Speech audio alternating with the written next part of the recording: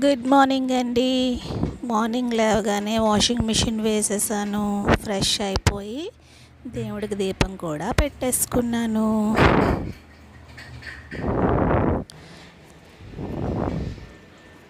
రేపు రథసప్తమి కదండి, బజార్కి వెళ్ళే పని ఉంది. సో వంట కూడా చాలా ఫాస్ట్గా ఫినిష్ చేసుకుంటాను.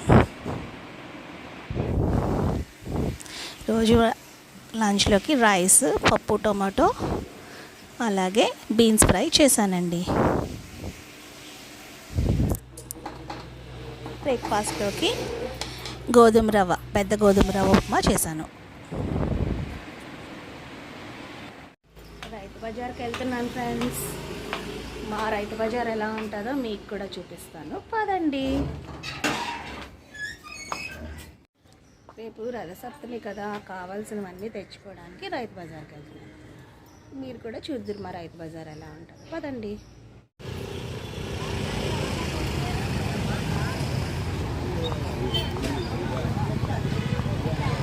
ఇది మరిపాలెం రైతు బజార్ అండి.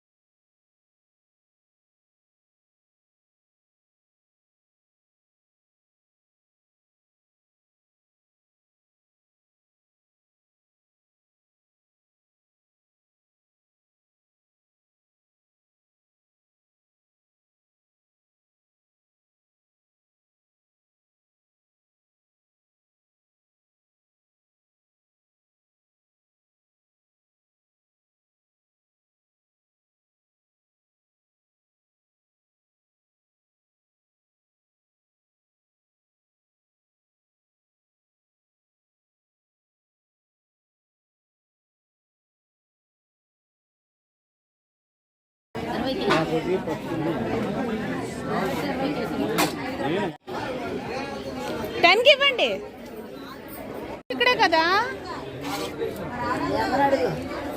దేవుడి చిక్కుడేనా? దేవుడి చిక్కుడే పోయమ్మా, నీ దేవత పడుతుంది. అమ్మ మరి రేపు ప్రార్థన చేయాలంటే మరి కావాలి కదా. మరి దేవుడి చిక్కుడు ఎంతండి? 25. ఓకే. ఏడు తెచ్చారమ్మ నాగలమ్మ. పచ్చిమిరకాయలు పావు వేయండి, మీకే వీడియో తీస్తున్నా. అన్ని బజార్ అంతా తీసుకున్న తర్వాత బయటకు వచ్చాను. మా రైతు బజార్లో పక్కనే నర్సరీ కూడా ఉన్నదండి. అన్ని రకాల పూల మొక్కలు, కూరగాయ మొక్కలు, అన్ని రకాలు అమ్ముతారండి. క్రాటన్స్ అన్నీ అమ్ముతారండి.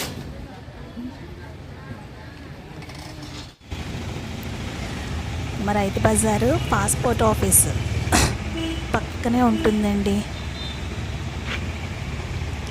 రైతు బజార్ నుంచి ఇంటికి వెళ్ళాక మా వారికి లంచ్ బాక్స్ ప్యాక్ చేసి ఇచ్చేసాను. బట్టలు ఉంటే వాషింగ్ మిషన్ వేసాను కదా, అవన్నీ కూడా ఆరేసేసాను.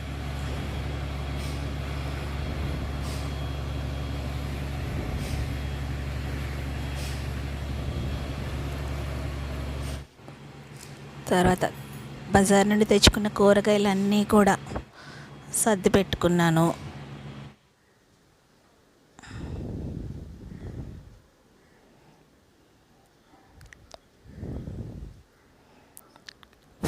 ఫ్రిడ్జ్లో పెట్టేసుకున్నాను.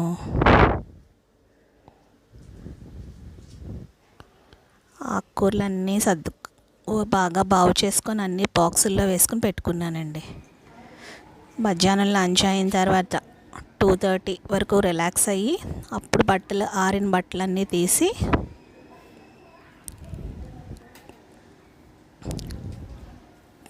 పెట్టుకున్నాను లోపల.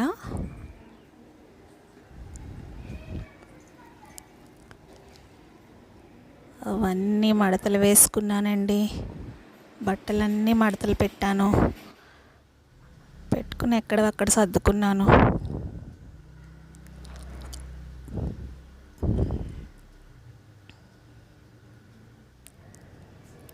సాయంత్రం అయిన తర్వాత సన్నజాజులు కోసుకున్నాను.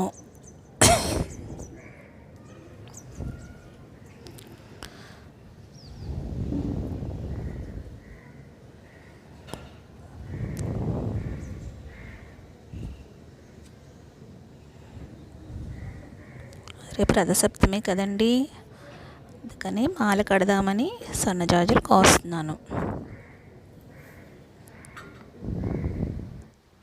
ఇన్ని పూలు వచ్చినాయి. అవన్నీ మా మమ్మీకి ఇస్తే మా మమ్మీ మాల కట్టి పెట్టారు.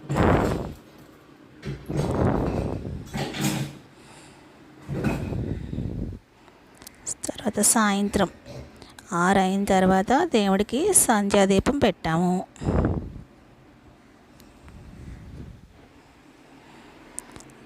తర్వాత నైట్ డిన్నర్ అయిపోయిన తర్వాత కిచెన్ క్యాబిన్ అంతా కూడా కౌంటర్ టాప్ అంతా క్లీన్ చేసుకుని దేవుడికి రేపు తెల్లవారికి కావాల్సినవన్నీ రెడీ చేసి పెట్టుకున్నాను. టైం 10:15 అయింది.